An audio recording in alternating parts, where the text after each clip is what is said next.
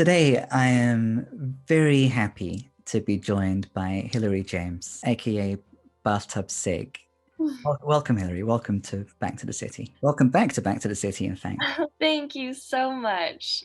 I also really loved the interview that we had when Old Light came out. You and Jordan Blue on the drums in Bathtub Sig, in the full band manifestation of Bathtub Sig, came over to my house and you'd played 3 songs in studio too.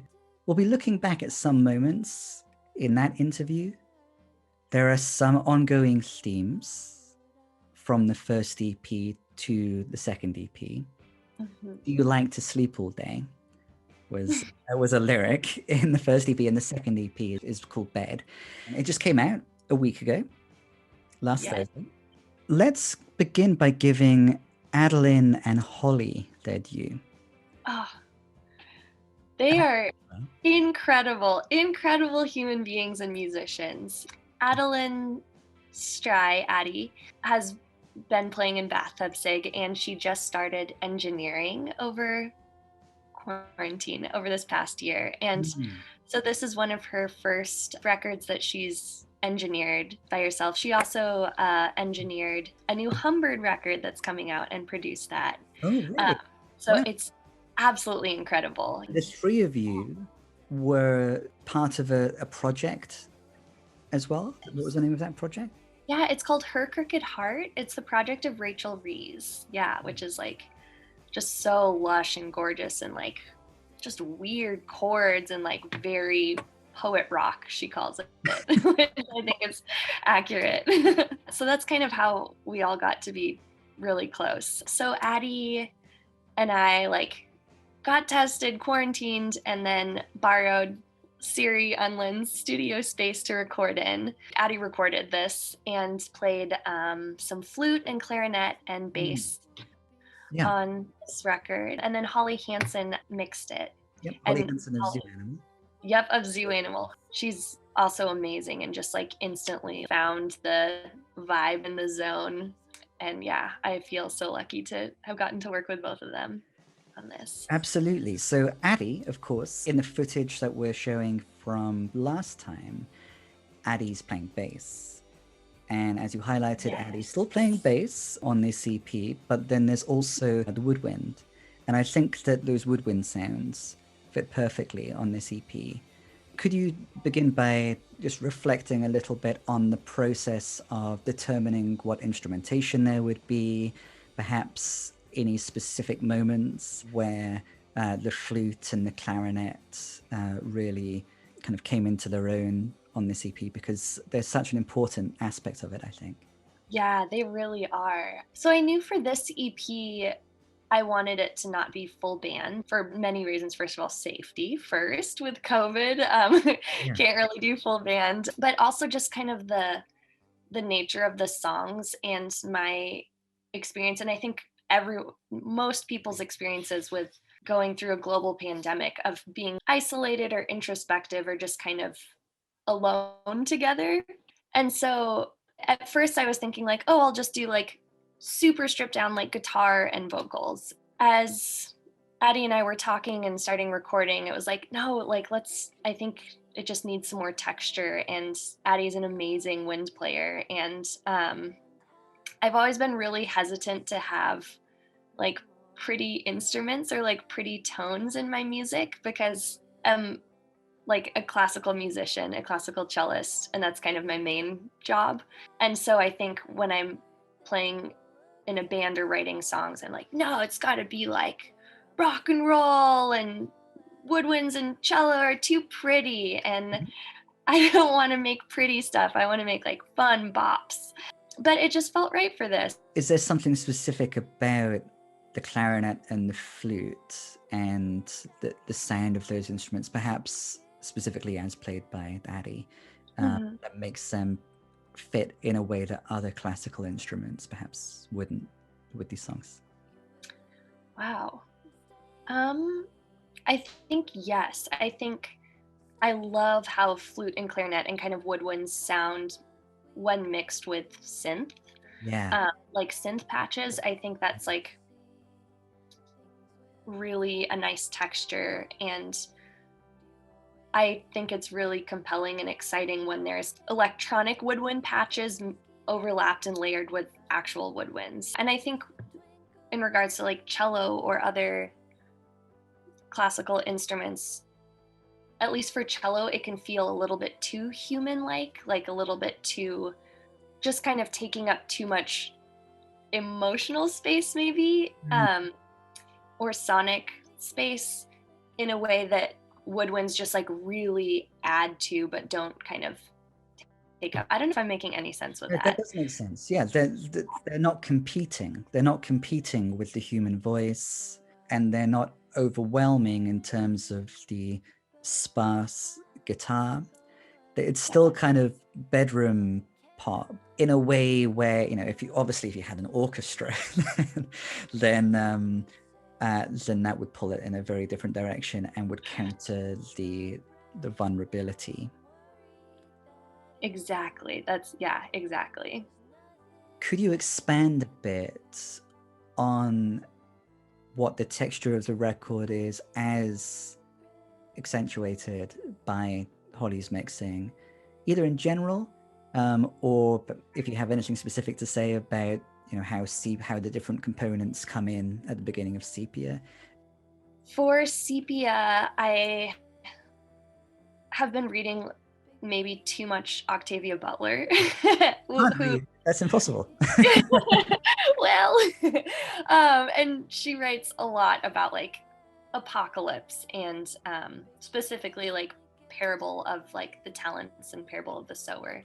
Mm. And I wrote Sepia back in April, like a really long, like right at the beginning of quarantine, and I was just having these like really intense like anxiety stress dreams all the time about like the apocalypse. And when I wrote this song, I wanted it to kind of feel like really dreamlike and like a little bit nightmarish but not scary. And when I was recording the demo of it, I would just like had my microphone and was doing this while I was recording like the doubled vocals to kind of just get like a disorienting effect. Yeah, so I think it turned out really cool and like slightly nauseating in a nice way.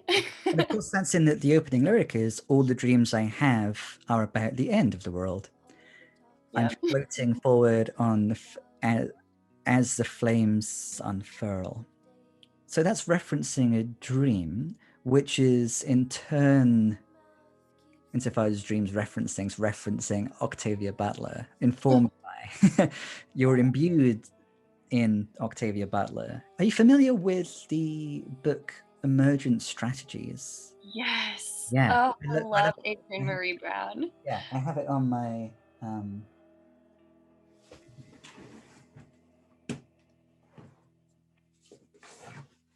here it is.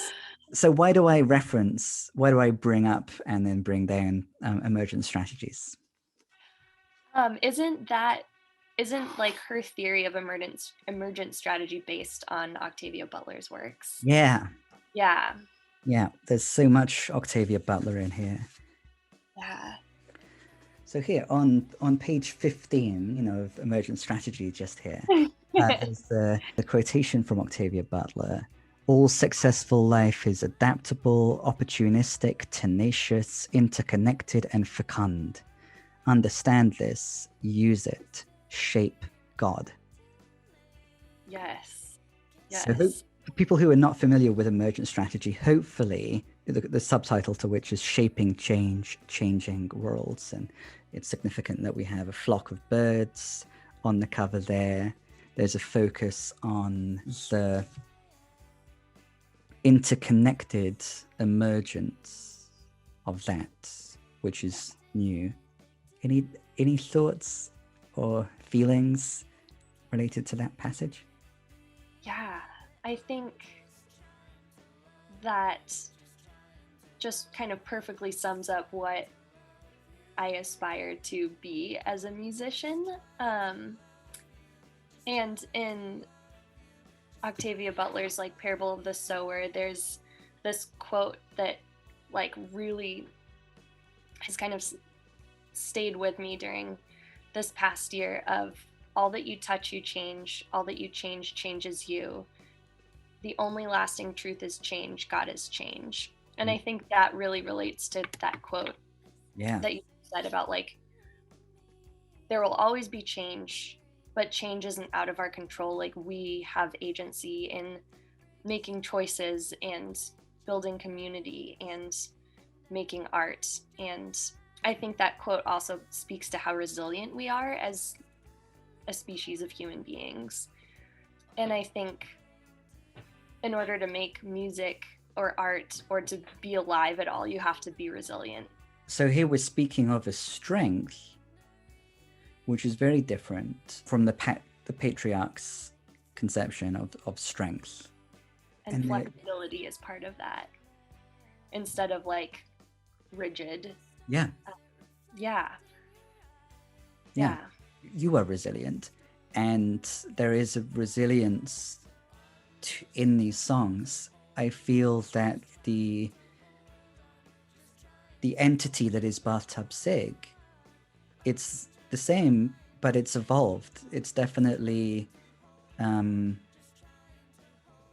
think in this new record, there is, for reasons that we'll delve deeper into, even more vulnerability, even more bearing of one's pain.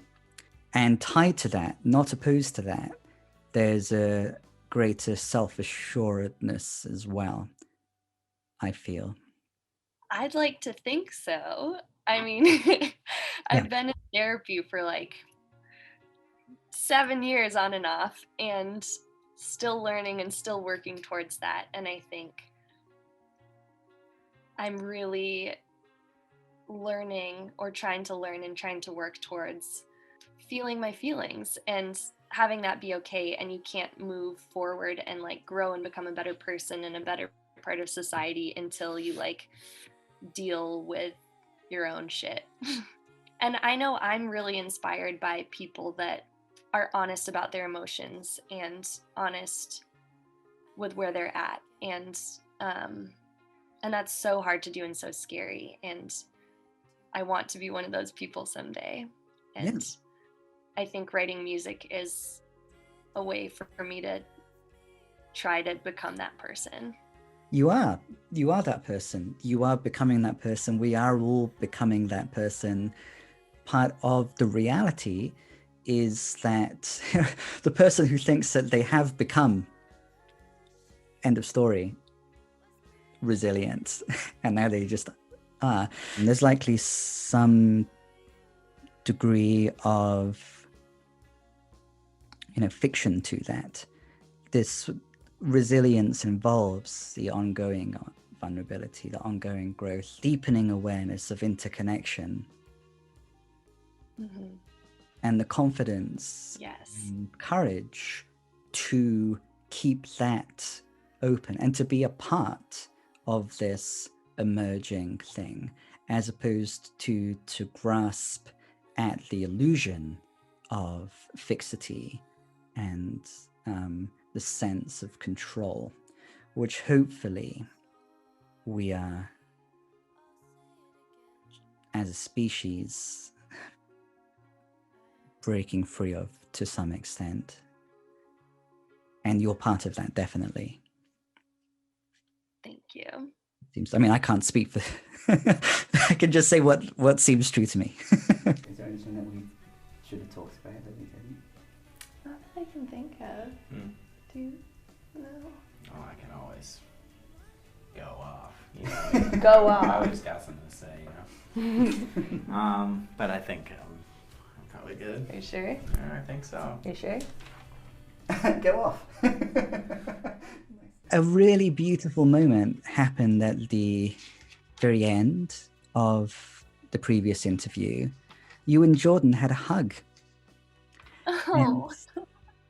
And so the interview had finished. Watching it earlier today to prepare for this interview, I'd forgotten this, but the final song is performed, and then we're back in the studio after the end, and I ask you and Jordan, I'm not expecting this to be in the episode, is there anything that we didn't cover that you'd like to cover?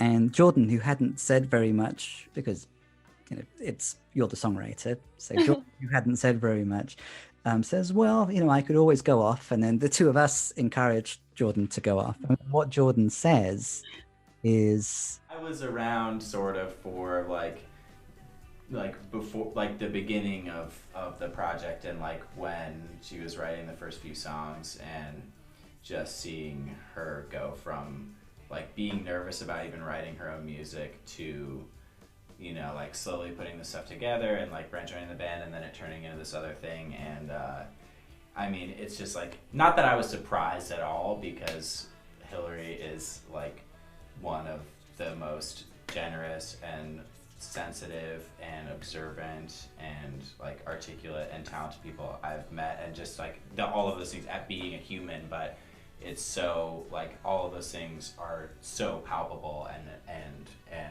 obvious, and like in these songs, which are so dynamic, and the lyrics are so incredible. It's such a heartfelt, real, authentic celebration of the friendship there, and of co-creating together. I didn't really say anything else, so that's my one thing for today. Yeah. Wow, geez. That's a beautiful and important It's thing. true. It's true, buddy. So glad we're in this band together.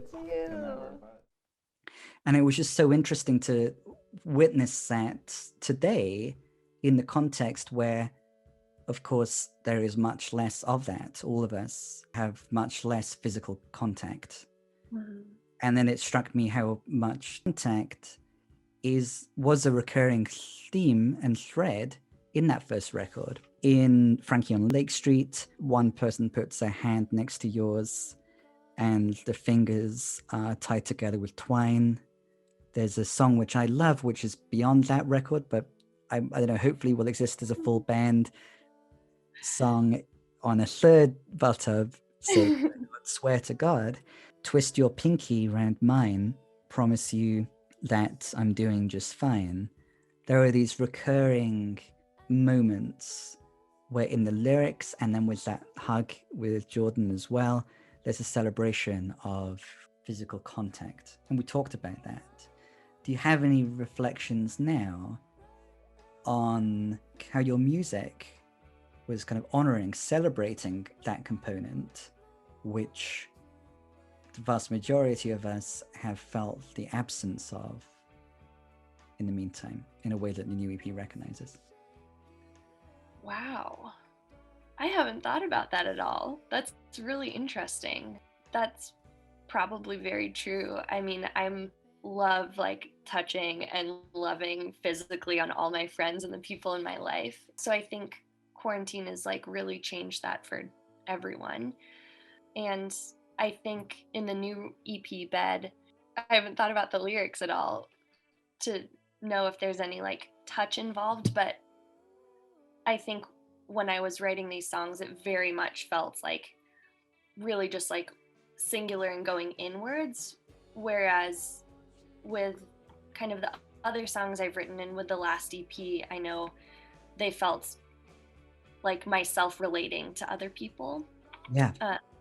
Yeah. So a recurring theme in our previous interview again was how greater connectivity with others came about as a result of introspection and being with one's difficult emotions. And for example, again, in the opening track, Frankie on Lake Street, it was about songwriting to some extent, and about songwriting amongst songwriters through feeling and giving voice to these feelings and following this desire to express in the ways that one's songwriting friends and peers are doing.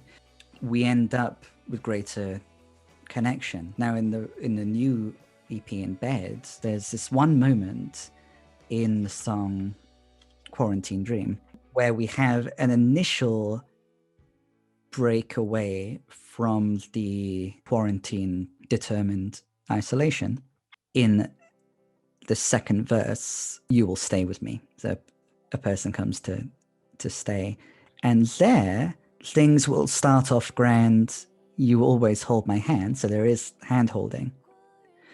But again, there's something about this quarantine context and about 2020, 2021. Now that's the beginning of the story, and it's hard for that to carry through. "You always hold my hand, but these days keep ticking by. You lose the twinkle in your eye." Do you have any reflections on the trajectory of that verse?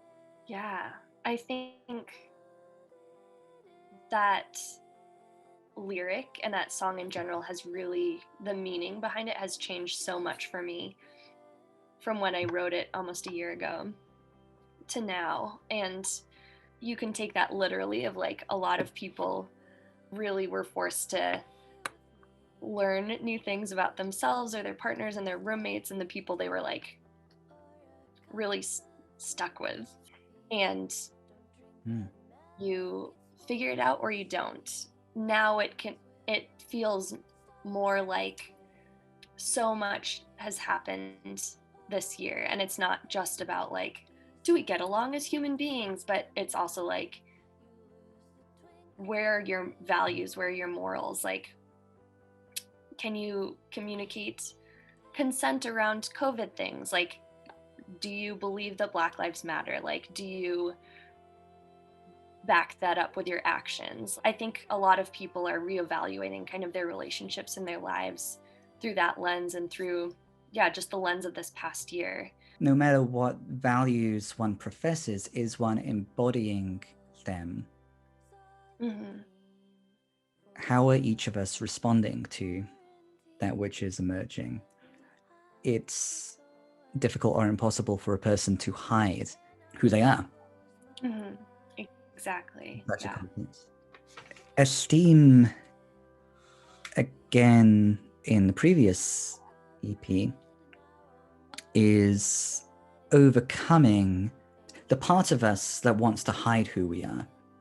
Perhaps it wants to hide who we are because, obviously, being vulnerable involves risk, and because there is stigma around expressing sadness.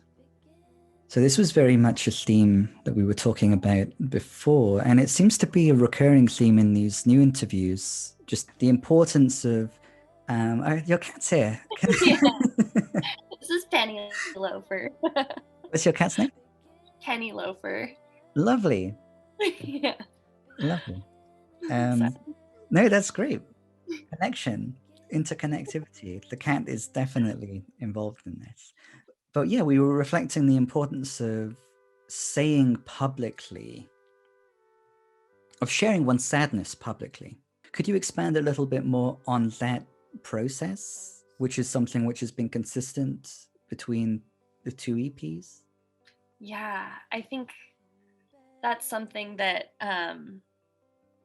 is probably going to be a lifelong journey for me, of learning to identify my emotions, which seems like should be easier than it is. In general, for humans, it seems like Yeah, it's easier than it is. right? Yeah.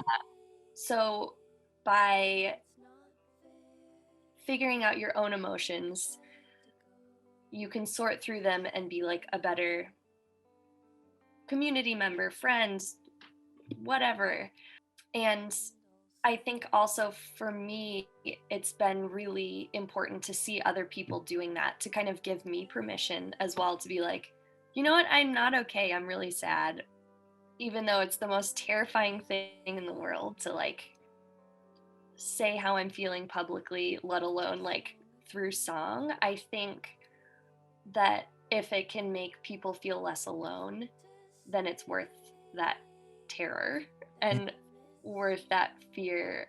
This is something that came up before and has new levels of meaning now, I think. Jordan and you and I were talking about how this can be what enables us to recognize that we are together in being alone, in feeling lonely, in having these feelings that we feel that we can't share because they are unshareable, we won't be accepted, people won't relate.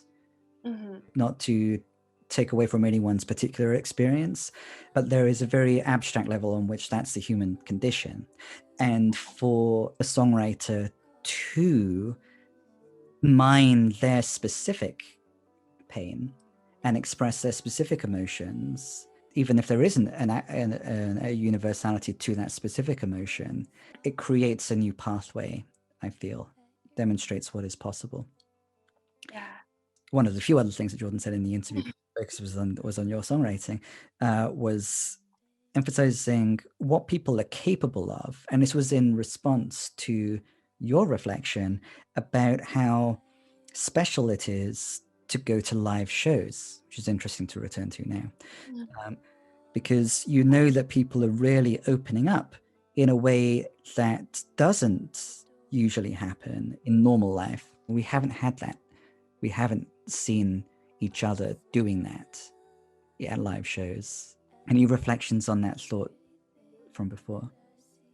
Yeah, I think I was so scared that live music would end, especially early on when it was like, well, like all the independent music venues are closing and what's going to happen, and it's going to get monopolized and eaten up by like a few big Live Nation companies, and everything's going to change. And I think I came to the realization that like, oh, music and art has been happening for as long as like humans have existed. Everyone makes music to communicate and to be together, and that's not going anywhere. A phrase that I've encountered for whatever reason a few times in the last few weeks is that language was invented for it to be possible to lie. And in both contexts, when this idea came up, it was in contrast to music.